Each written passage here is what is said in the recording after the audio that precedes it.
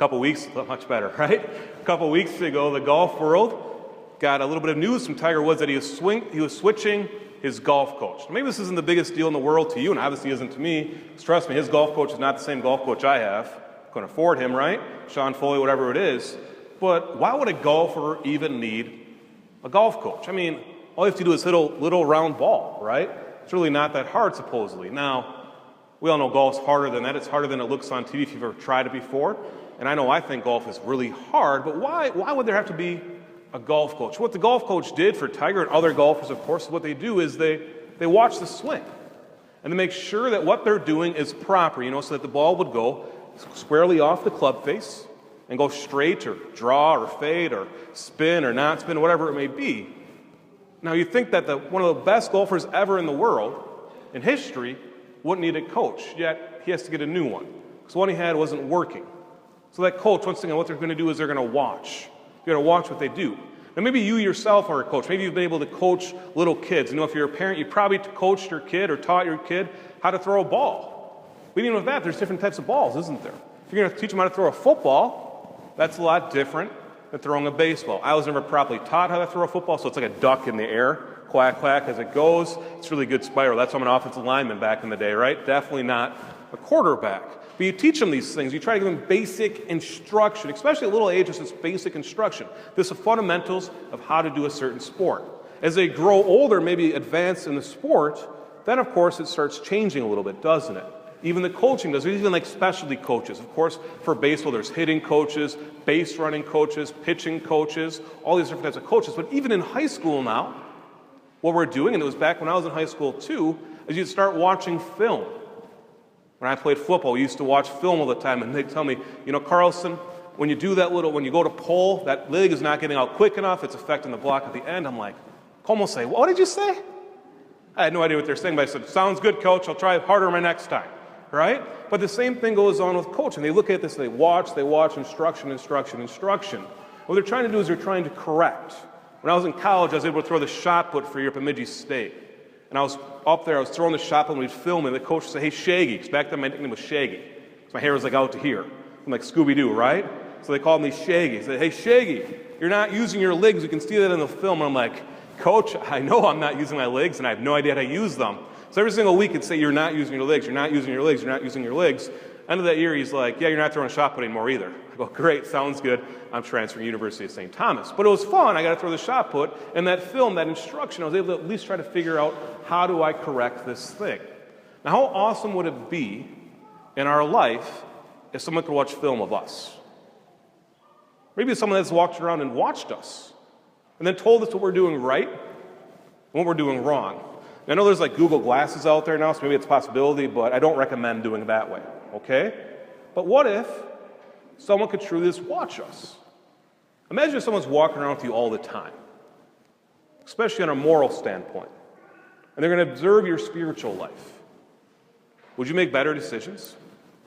If my spiritual director was always next to me, I'd have a lot less to confess to him when I go to him.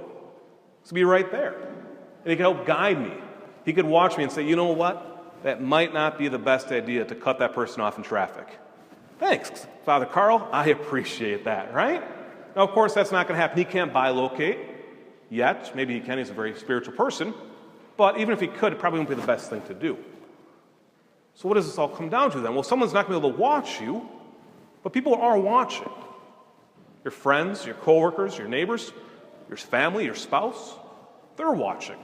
And what we should be able to do is to go to them and say, hey, is there something in my life that I just can't see that I'm doing wrong? At least on like a moral standpoint or a spiritual standpoint. And when we look at all the readings today, of course, our first reading from the prophet Ezekiel talks about how he's called to be a watchman to Israel. Now, this watchman is not like the watchman in the Marvel comics, right? He's not there looking out into the galaxy many years down the road or 2 days down the road like that one guy can do. No, the watchman back in Israel's time would stand on top of the watchtower and he'd look out. And if there was danger coming, he'd turn around to the town and say, shut the gates, the barbarians are coming. Danger on the way. So they'd shut the gates. Maybe you saw the movie Waterworld. I don't know why you would, but I did back in the day, right? It wasn't the best movie. But even back then, they had towns that were kind of walled in. right? And people would come and visit, and the watchman would stand there, and they'd look and say, what do you want? Come in or don't come in. Maybe it was Postman, one of the two. One of those Kevin Costner movies, I don't exactly remember, right? But anyways, they would stand there, they'd look and say, come in or don't come in. So they'd try to look out for danger. So that was our first reading. Of course, our second reading, we know what? Second reading is that beautiful reading where it says we are called to love our neighbor as ourself. Love our neighbor as ourself. This is a fulfillment of the law. Follow the commandments. Follow these moral laws, loving your neighbor as yourself. And this will be the fulfillment of law in love. Then, of course, the third one talks about fraternal correction. Fraternal correction, to correct people, how we do it the proper way, always out of love. But if your brother is sinning, what are you called to do? You're not just called to ignore it. You're called to go to him and say, hey, maybe you want to change this. So today I want to talk a little bit more about fraternal correction and fraternal encouragement. You know, when it comes to fraternal correction, when someone corrects us, it hurts. Let's be honest about it, right? When someone comes to you and says you're doing something wrong, especially in your spiritual life, your first reaction isn't like, thanks for letting me know, I never knew. It's more like, ugh, it hurts a lot. So all of a sudden we realize we have to change. But why did they come to us in the first place? Why would some come to us and fraternally correct us, hopefully out of love? It's to help us, not to hurt us. They're helping us do what? Hopefully become better versions of ourselves, as Matthew Kelly would say. As I say, be better sons and daughters of God. Let's use an analogy here. I like to golf. I'm not very good at it, but I like to golf. And for a while there, still now, but for a while, I used to slice the golf ball over and over again, always to the right. So I thought if I start aiming to the left more, the ball will go left. So eventually my stance was like this, all right? Here's an imagination. It wasn't this bad, but it looked like this, right? My stance, we call this an open stance in the golf world, right? My stance was open because I wanted the ball to go that way. So I'm swinging, like this way, I'm swinging, and this is called an outside-in swing. So I'm swinging, it's going like this. I thought the ball would go this way, and instead it would go this way. So one time my buddy finally says, hey, Father Carlson. I'm like, yeah. You want to stop slicing the ball? Well, that'd be an amazing thing. It'd really help out. He's like, close your stance. He's like, look down. So I look down. I'm like, oh. So I went like this. And now my feet were like this. And I swing. And the ball went straight. Then he goes, watch this. Close your stance a little bit even more. So now we're going to show you how to draw the ball, right? I mean, this was amazing. So the whole week that I actually followed those instructions, I did really good on the golf game. Of course, I've since lost everything for golfing, and the ball's going right again. But that 1 week was amazing because that person was able to help. Let's go back to our spiritual life. If someone offers correction out of love, not out of their own game, but out of love, what's it going to do for you? It's going to help you. If they say to you, you know what? Maybe you're not aware of this, but when you come home from work, you're not exactly the happiest person. You may not be aware of this, but the kids notice. And I notice. Then hopefully what do? It will hurt a little bit, won't it? But then we'll go, hey, let's try working on this. Let's correct this. And then hopefully we'll be what? That better version of ourselves. Hopefully then we'll truly be able to be like Christ. Receiving that correction can be hard. It hurts. Whenever we want to make gains in our life, sometimes we have to go through change. So who should be the one that corrects us? Not just a random stranger, hopefully, right? That'd be a little weird. But maybe those close to us. Your friends, your spouse. Of course, for your spouse, husbands and wife, what are you called to do? You're called to help each other get to heaven. This is the goal of marriage. Helping each other be better versions of yourself. Helping each other get to marriage. In order for this to happen, you have to help each other. Yes, and encouraging, please, please, please. But also in correcting. I pray that relationship is good enough for that to happen, that's built up, that you pray together, but you also address, hey, these are the areas we need to work on. This is what I see in you that maybe you can't see yourself. It doesn't mean we nag them. Not like, you haven't done this, you haven't done this, you haven't done this. Don't be the nagging one, right? But instead to be the loving one. Of course, when it comes for little children, who should you listen to? Your parents.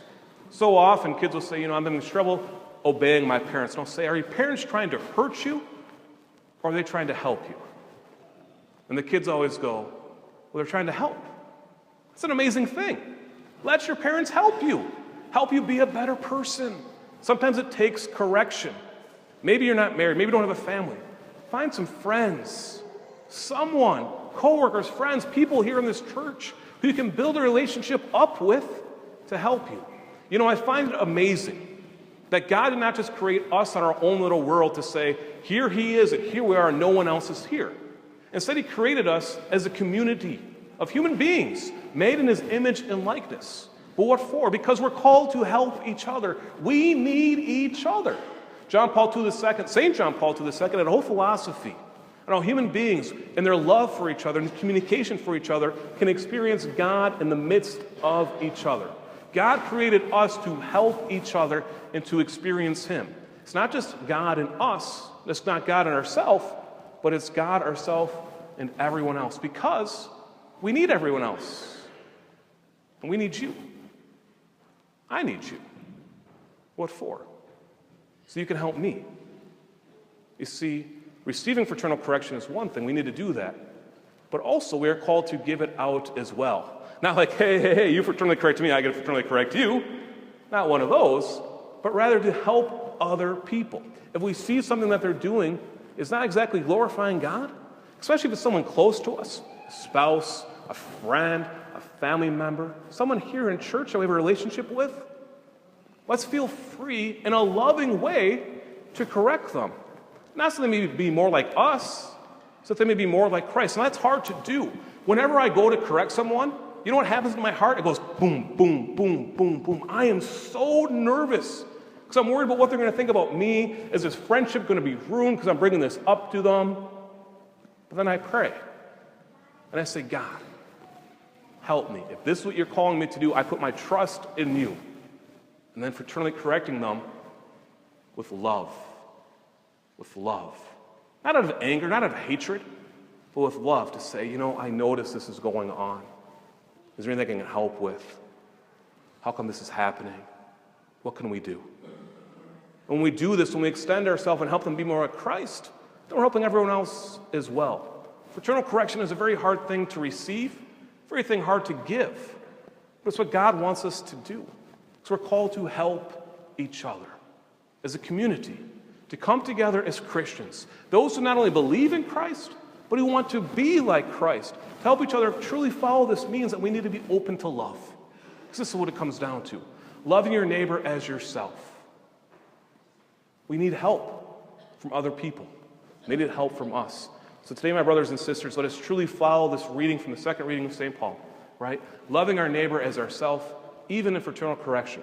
Doing it out of love, hopefully an encouragement, but helping them to be more not like us, to be more like Christ.